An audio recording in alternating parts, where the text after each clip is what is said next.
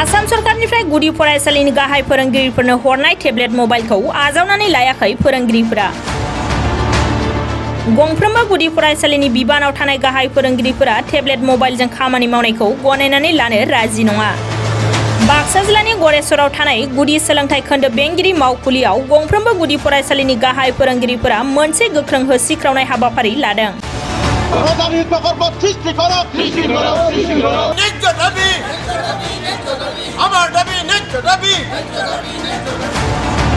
फरायसालियाव गाहाय फोरोंगिरिफ्रा आसाम सरकारनिफ्राय गंफा गंफा टेब्लेट मबाइल होनानै अनलाइननि गेजेरजों खामानि मावनो बिथोन होनायखौ गनायनानै लायाखै। फोरोंगिरि बिथांमोनहा फोरमायदों दि गावसिनि खामानिखौ मोजां रोखोमैनो मावलांगोन आरो सोरखारा थाखानाय गाहाय फोरोंगिरिफोरखौनो अरायथा गाहाय फोरोंगिरि बिबानखौ जेब्लासिम होआ अब्लासिम गनायनानै लानो हानाय नङा होननानै फोरमायदों।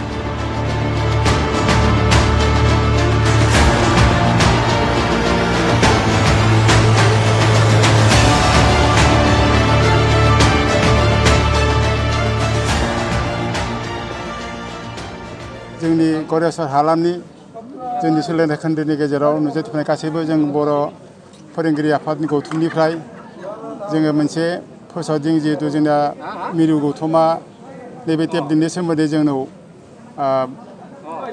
माने ट्रेनिंखौ जों लाया आरो बे टेब्लेटखौ जोङो बाहाया बेबायदि जोंनिया सेन्ट्रेल गौथुमनिफ्राय जितु बिथोन होदों बे बिथोननि थाखाय जों दिनै गावबा गावनि सोलोंथाइ खोन्दोआव टेब्लेटखौ जों दिनै जमा होगोन। मानोना जोङो फोरोंगिरि हिसाबै जों फोरोंगिरिनि खामानिखौ मावलांबाय थागोन, नाथाय जों जिबिला खामानि जोंनो जाबसिननो हादों जे गासैबो बिथिंनिफ्राय जोङो बाजार खालामनांगौ, ओंखाम ओंख्रिनि मैगं थाइगंनि बाजार खालामना लाना फैनांगौ, गथ'फोरनो जाहोनाय संहोनाय खुरनाय आदि जोङो जाहाथे राहाय मोनो आरो फोरोंगिरिनि बिबानखौ जों मोजां सामलायनो होयो आरो फोरोंगिरिनि बिबान थानानै फरायसाखौ जाहाथे मोजां लामाथिं मोजां गियानजों सोलोंनो हानाय खाबुखौ जोंनो सरकारा होयो। बिनि थाखाय जों सरकारनिसिम खावलायनानै जोंनि बे दिनैनि टेब्लेटनि बेबस्थाखौ जोङो सेन्ट्रेल गौथुमनि बिथोननि बायदियै जों दिनै सरकारनो गथायफिननाय जाबाय। जों बेखौनो जों सेन्ट्रेल गौथुमनि जितु डिसिसन बेखौ जों मानिनानै जोंनि बे दिनैनि टेब्लेट गथायनायखौ जों माने गावबा गाव फरायसालि खोन्दोआव गथायनाय जाबाय। गाहाय फोरोंगिरिनि बिबानाव जों जाहाथे थानानै जोंनि बे बिबानखौ होयो, जोंनि बिबानखौ गथायनाय जाहाथे गाहायफोरनि जितु मानदण्ड मोननांगौ जों बेखौ मोन्थायखौ जों मोननांगौ।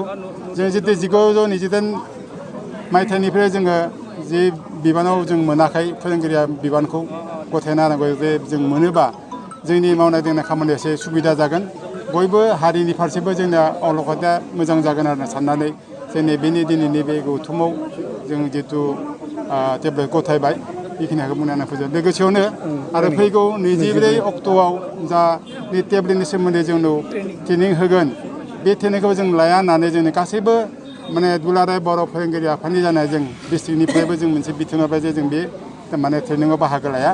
जोङो सर्ब शिक्षा आरो सन्मित शिक्षा मोर्चाजों जोङो बयबो जयै खामानि मावगासिनो दङ। बेखायनो जोंनि जितु जोंनिया अर्डार, बे अर्डारखौ जोङो मानिथ'वा। इयुनाव जुदि मानिनांगौबा बे उननि खोथा जागोन, जाहाथे जोङो फोरोंगिरिनि जितु बिबान मोननांगौ मासि, बे मासिखौ जों हमथानांगोन। अब्लानो जोङो बे टेब्लेटनि खामानिखौ हयथ'आ सरकारनि बिथोननि जों मावनो लागा जागोन आरोखि। बेखिनिया बुंनानै आं दिनैनि बुंथ'नांगौ फोजोबबाय। जय बर' हारिनि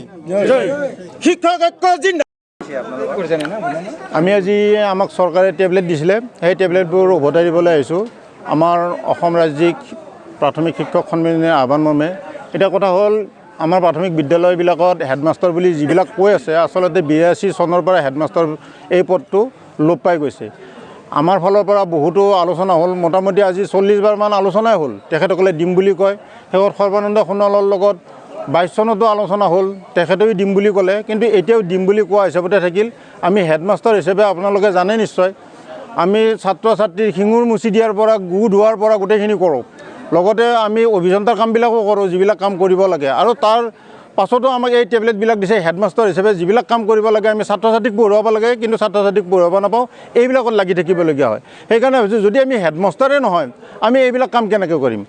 তেখেতসকলে আমাক হেডমাষ্টাৰ পষ্টটো দিয়ক, তেতিয়া আমি এইবিলাক কৰিব পাৰিম। গতিকে চৰকাৰক আমি এইটো দাবী জনাইছোঁ, হেডমাষ্টাৰ পষ্টবিলাক দিয়ক, আৰু তেতিয়া আমি টেবলেটৰ কামবিলাক আমি নিশ্চয় কৰিব পাৰিম। আপোনালোকৰ টেবলেটখন গতাই দিছিল নেকি? নহয়, আমি আজি গতাই দিলোঁ। আমি আমাৰ গোৰেশ্বৰ খণ্ড প্ৰাথমিক বিদ্যালয়ত যিমানখিনি LP স্কুল আছে গোটেইবিলাকে আহি পেলাই টেবলেটবিলাক আমি উভতাই দিলোঁ।